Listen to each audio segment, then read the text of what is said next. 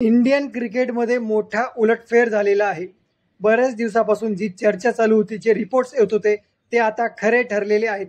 शुभमन गिलला आपण इंडियन क्रिकेटला प्रिन्स आतापर्यंत म्हणत होतो, तो प्रिन्स आता इंडियन क्रिकेटचा किंग झालेला आहे। शुभमन गिलला ऑलरेडी टेस्ट टीमचं कॅप्टन करण्यात आलेलं होतं। इंग्लंडमध्ये जी सिरीज झाली, त्या सिरीजपासून त्याची टेस्ट कॅप्टनची सुरुवात झाली होती आणि आता वन डे मध्ये सुद्धा शुभमन गिलला कॅप्टन करण्यात आलेलं आहे। वन डेची जी कॅप्टन्सी रोहित शर्माकडे होती, ती आता रोहित शर्माकडून काढून घेण्यात आलेली आहे आणि शुभमन गिलकडे देण्यात आलेली आहे। त्याच्यामुळे खऱ्या अर्थाने जो प्रिन्स होता, तो आता खऱ्या अर्थाने इंडियन क्रिकेटचा किंग झालेला आहे। शुभमन गिलचा पर्व आता सुरू झालेला आहे। पण रोहित भाऊ, काहीच प्रॉब्लेम नाही। रोहित भाऊ, तू आमच्यासाठी लीडर आहेस, बेस्ट लीडर आहेस आणि लीडर नेहमीच राहशील। नोव्हेंबरमध्ये ऑस्ट्रेलियामध्ये इंडिया आणि ऑस्ट्रेलियाची एक सिरीज होणार आहे। त्या सिरीजमध्ये 3 वन डे मॅचेस आणि 5 T20 मॅचेस होणार आहेत।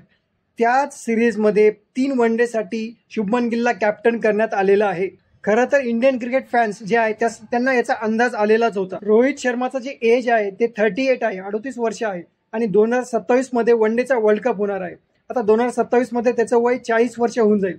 तोपर्यंत त्याचा फिटनेस असेल का, फॉर्मचं काय आणि एज, वयाची मर्यादा ही प्रत्येक प्लेअरला असणारच। त्याच्यामुळे आपल्या सगळ्यांना हा अंदाज आलेलाच होता की जी कॅप्टन्सी असेल कमीत कमी ती तर रोहित शर्माकडे राहणार नाही, ती कॅप्टन्सी काढून घेतली जाईल आणि ती कॅप्टन्सी दुसऱ्या कोणाकडे जाण्याचा चान्सच नव्हता, कारण शुभमन गिलच आता इंडियन क्रिकेटचा पुढचा लीडर म्हणून बघितलं जात आहे। त्याच्यामुळे शुभमन गिलकडेच ती कॅप्टन्सी जाणार होती।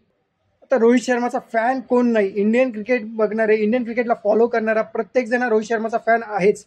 त्यामुळे आपल्याला वाईट वाटणारच, आपल्याला धक्का हा बसणारच आहे। पण शेवटी एज, वयाची ही मर्यादा प्रत्येक प्लेअरला येतेच। त्यामुळे सिलेक्टर्सने आणि बीसीसीआयने इंडियन क्रिकेटच्या फ्युचरकडे बघून 2027चा जो वर्ल्ड कप आहे 2 वर्षानंतर, त्या वर्ल्ड कपकडे बघून हा डिसिजन घेतलेला आहे।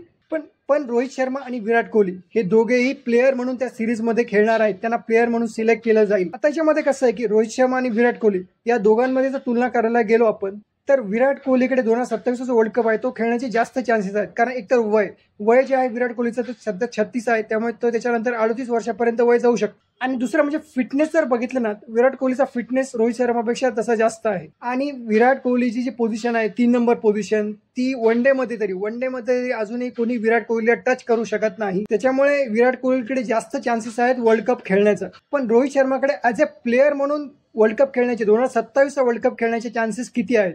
चान्सेस जरा कमीच वाटत आहेत, कारण एक तर त्याचं वय तोपर्यंत 40 वर्ष होईल, फिटनेस इश्यू असू शकतो आणि रोहित शर्मा ओपनिंग करतो। आता ओपनिंगला कॉम्पिटिशन जास्त आहे। शुभमन गिल तिथं आहे, अभिषेक शर्माचा कन्सिडर होऊ शकतो, तिथे यशस्वी जयस्वाल आहे। त्याच्यामुळे ऑस्ट्रेलिया सिरीजमध्ये तरी रोहित शर्माला चान्स मिळेल, पण असं वाटतं की ऑस्ट्रेलिया सिरीज ही त्याची शेवटची असू शकते, त्याला सेंड ऑफ दिला जाऊ शकतो। पण रोहित भाऊ, काहीच प्रॉब्लेम नाही। रोहित भाऊ, तू आमच्यासाठी लीडर आहेस, बेस्ट लीडर आहेस आणि लीडर नेहमीच राहशील। आम्ही तुझे फॅन आहोत आणि तुझे फॅन आम्ही नेहमीच राहू। मित्रांनो, तुम्हाला काय वाटतं, हा जो डिसिजन घेतलेला आहे बीसीसीआय आणि सिलेक्टर्सने, तो बरोबर आहे का?